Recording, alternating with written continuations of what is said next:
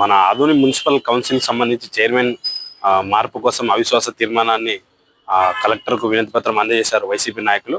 అయితే ఈరోజు చర్చనీయాంశంగా మారిన అంశం మరొకటి ఏంటంటే, నేడు ప్రధాన పత్రికలో వార్త వచ్చింది. ఏంటని, 15 మంది కౌన్సిలర్లు పార్టీ మారడానికి సిద్ధంగా ఉన్నారు. ఆల్రెడీ విజయవాడ నుండి స్థానిక నాయకులు చక్రం తిప్పారని చెప్పేసి ఓ వార్త నేడు హైలైట్గా మారింది.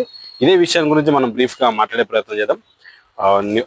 కౌన్సిలర్లు మార్పు, చైర్మన్ మార్పు కోసం కౌన్సిలర్లు దాదాపు 34 మంది కౌన్సిలర్లు, 34 మేబీ 33 మంది కౌన్సిలర్లు సంతకాలు చేసి కలెక్టర్కు ఆల్రెడీ రాసి ఇచ్చి వినతి పత్రం అందించారు.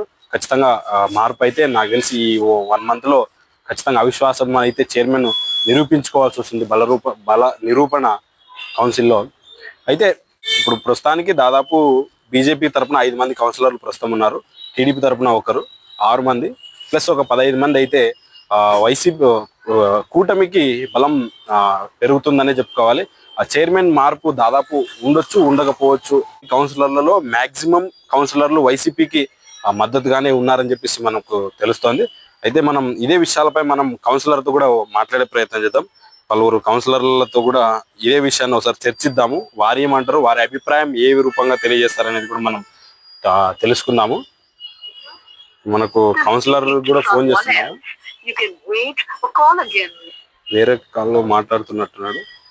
సార్ నమస్తే. నమస్తే ముని, బాగున్నారా? బాగున్నాం సార్, బాగున్నారా మీరు? ఏంటి సార్ ఆదోని రాజకీయాలు మొత్తం, అంటే ఆ కౌన్సిల్ చైర్మన్ మార్పు పైనే రాజకీయాలు మొత్తం వాడి వేడిగా ఉన్నాయి. ఇప్పుడు సబ్జెక్ట్ అదే ఉంది కదా, అదే ఉంటది ఇంకా.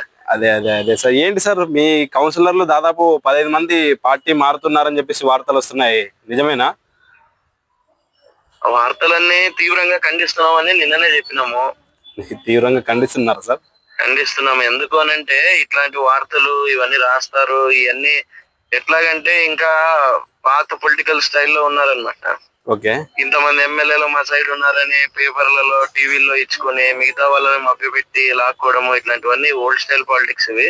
ఓకే. పక్కాగా 34 మంది స్ట్రెంత్ 100% వైఎస్ఆర్సీపీ కౌన్సిల్ కి అనుకూలంగా ఉన్నారు. ఇది నిరూపించడం కోసమే కలెక్టర్ గారి దగ్గరికి 34 మంది వెళ్ళడం జరిగింది మన కర్నూలుకి. ఓకే.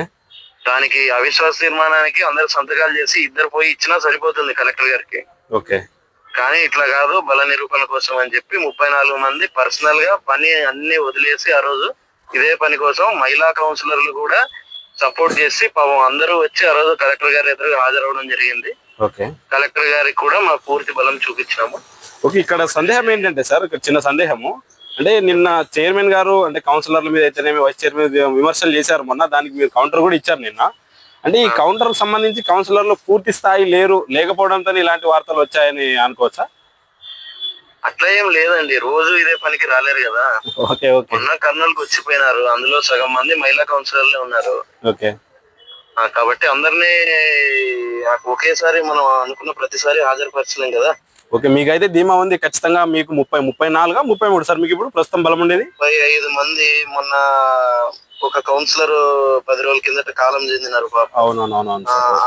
ఆ కౌన్సిలర్ కాకుండా 34 మంది ఉన్నారు. అంటే మీరైతే కాన్ఫిడెన్స్ చెప్పగలరా అయితే? అంటే ఈ ఇప్పుడు మీడియాలో లైవ్ లో ఉన్నారు సార్ మీరు. అవునా? కాన్ఫిడెన్స్ గా చెప్పగలరా? ఖచ్చితంగా 34 మంది మా మద్దతే ఉన్నారు, ఖచ్చితంగా మేమే ఆ చైర్మన్ ను మార్చగలుగుతాము, మా చైర్మన్ మళ్ళీ తిరిగి కూర్చోబెట్టుకోగలం అని చెప్పేసి.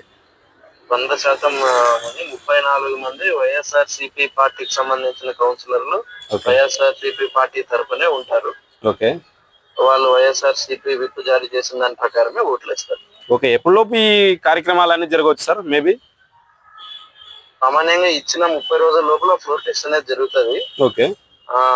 ఇప్పుడు ఏ రోజైతే నో మోషన్ ప్రపోజల్ ఇచ్చి వచ్చినామో ఆ రోజు నుంచి 15 రోజుల లోపల కలెక్టర్ గారు నోటీసులు ఇస్తారు కౌన్సిలర్స్ కి, ఫ్లోర్ టెస్ట్ డేటా తెలుపుతా. ఓకే. సో ఇప్పుడు ఆల్రెడీ ఇచ్చి 4 రోజులు అవుతుంది కాబట్టి ఇంకో వారం లోపల మనం డేట్ ఎక్స్పెక్ట్ చేయొచ్చు. Okay. Okay. Okay sir, thank you sir మీరు కాల్లో మాట్లాడినందుకు. ఓకే. ఓకే.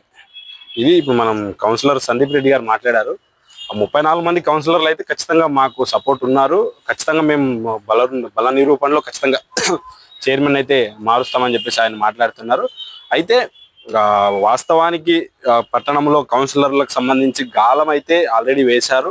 సంబంధించి కొందరు కౌన్సిలర్ టచ్ లో ఉన్నారని చెప్పేసి మనకుండే సమాచారం, మన సన్నిహిత వర్గాల సమాచారం.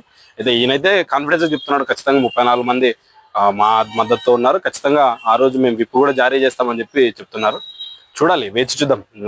ఈ మనకు 1 మంత్ టైం ఉంది. 1 మంత్ లో వాడివేడిగా పుర రాజకీయాలు అయితే రసవత్తరంగా ఉంటాయి.